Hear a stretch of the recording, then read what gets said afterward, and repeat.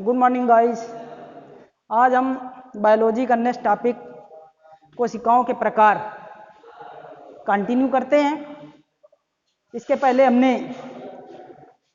इसके पिछले वाले वीडियो में हमने कोशिका की डिटेल्स पढ़ाई थी आप लोगों को कि कोशिका क्या है, इसके बारे में पूरी जानकारी दी थी। ठीक है, तो आज हम कोशिकाओं के प्रकार बताते हैं। कोशिकाओं के प्रकार, कोशिकाओं के प्रकार। ठीक है गाइस, कोशिकाओं के प्रकार यानी टाइप्स ऑफ सेल्स, कोशिकाओं के प्रकार। तो संरचना के आधार पर कोशिकाएं दो प्रकार की होती हैं। संरचना के आधार पर कोशिकाएं दो प्रकार की होती हैं, या जीवों में पाई जाने वाली कोशिकाएं दो प्रकार की होती हैं। जीवों में पाई जाने वाली कोशिकाएं दो प्रकार की होती हैं। नंबर एक, प्रोकैरियोटिक कोशिकाएं। नंबर एक, प्रोकैरियोटिक कोशिकाएं।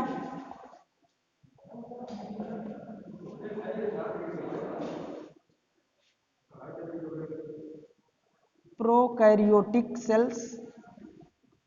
और नंबर दूसरा होता है यूकैरियोटिक कोशिकाएं।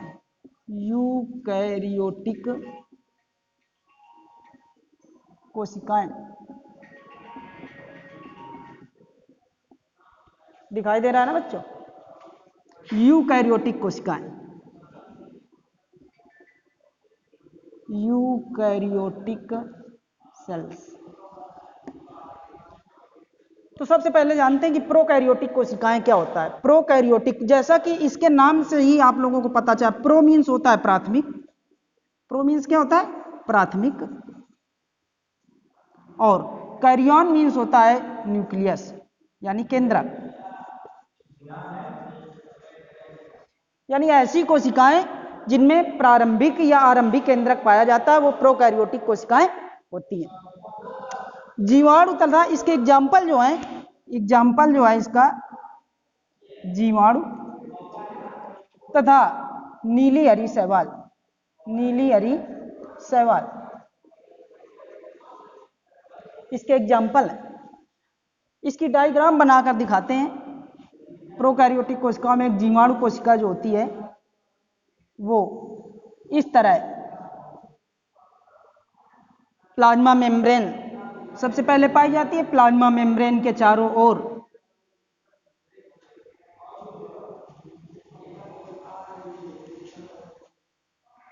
पेप्टिडोग्लाइकान की सेल वॉल होती है, और पेप्टिडोग्लाइकान के चारों ओर ग्लाइकोकैलिक्स की एक अदर लेयर पाई जाती है। ग्लाइकोकैलिक्स की एक अदर लेयर पाई जाती है। ये तुम्हारा है plasma membrane. Plasma membrane, plasma membrane के नीचे आपका सेल वॉल है, और सेल वॉल के ऊपर ये ग्लाइकोकैलिक्स की एक मोटी लेयर पाई जाती है। और ये ग्लाइकोकैलिक्स की जो लेयर होती है, अगर ये सॉलिड है तो इसे कैप्सूल बोलते हैं। अगर ये लेयर सॉलिड है तो इसे कैप्सूल बोलते हैं, और अगर ये जिलेटिनस है या कुछ लिक्विड फॉर्म में है या स्मूथी है तो इसे फिर कैप्सूल नहीं बोलते हैं, फिर इसे स्लाइम लेयर बोलते हैं। Slime layer. इसके बाद चूंकि ये प्रोकैरियोटिक कोशिका है, तो प्रोकैरियोटिक कोशिकाओं में साइटोप्लाज्म जो होता है वो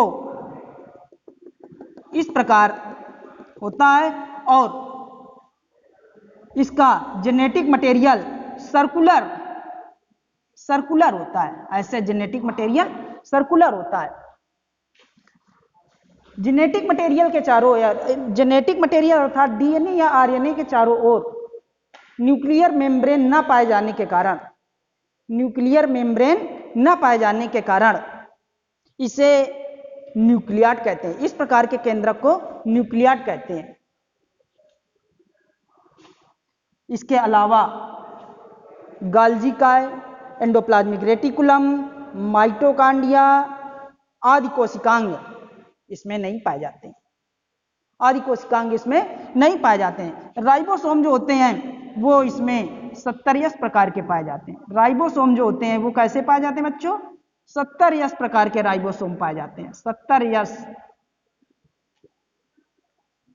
टाइप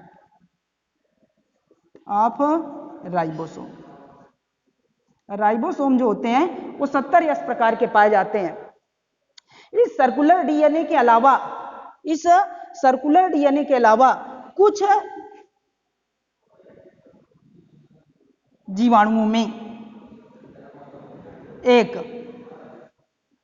वृत्ताकार डीएनए भी पाया जाता है। इनकी संख्या 1 से लेकर के 100 तक हो सकती है। आप इस टॉपिक को या इसके बारे में आगे नेक्स्ट चैप्टर में पढ़ेंगे। इन्हें प्लाज्मिड कहते हैं। इन्हें क्या कहते हैं बच्चों? इन्हें प्लाज्मिड कहते हैं। ठीक है, ये तुम्हारा क्रोमोसोम है। क्रोमोसोम जीवाणु में इसकी संख्या एक ही होती है, जबकि ह्यूमन बॉडी में आप लोगों को पता ही होगा क्रोमोसोम नंबर कितने होते हैं? 46 होते हैं। क्रोमोसोम नंबर 46, जबकि जीवाणु कोशिका में इनकी संख्या केवल एक ही होती है। और इसमें जो डीएनए जो इसमें पाया जाता है वो हिस्टोन नामक प्रोटीन से संबद्ध नहीं होता है। हिस्टोन नामक प्रोटीन से संबद्ध नहीं होता है। और इसके अलावा यहां से इसमें फ्लैजेला पाया जाता है। ये फ्लैजेला जो होता है इसमें 9+2 यूकैरियोटिक कोशिकाओं की भांति 9+2 अरेंजमेंट नहीं होता है। 9+2 अरेंजमेंट नहीं होता है। तो ये तुम्हारी इस तरह की कोशिकाएं जो होती हैं वो प्रोकैरियोटिक कोशिकाएं होती हैं। इसके अलावा यहां पर एक प्लाज्मा मेम्ब्रेन में संरचना पाई जाती है जिसके द्वारा प्रोकैरियोटिक कोशिकाएं श्वसन का काम करती हैं, जिन्हें मीसोसोम कहते हैं। मीसोसोम कहते हैं। ये यूकैरियोटिक कोशिकाओं के माइटोकांड्रिया के समतुल्य होती हैं। यूकैरियोटिक कोशिकाओं में माइटोकांड्रिया का काम क्या होता है? श्वसन का होता है। इसी प्रकार प्रोकैरियोटिक कोशिकाओं में जो श्वसन का कार्य होता है वो मीसोसोम्स के द्वारा होता है। बात समझ में आई बच्चों? ठीक है, आज के लिए इतना ही। कल आगे का टॉपिक यूकैरियोटिक कोशिकाएं चर्चा की जाए।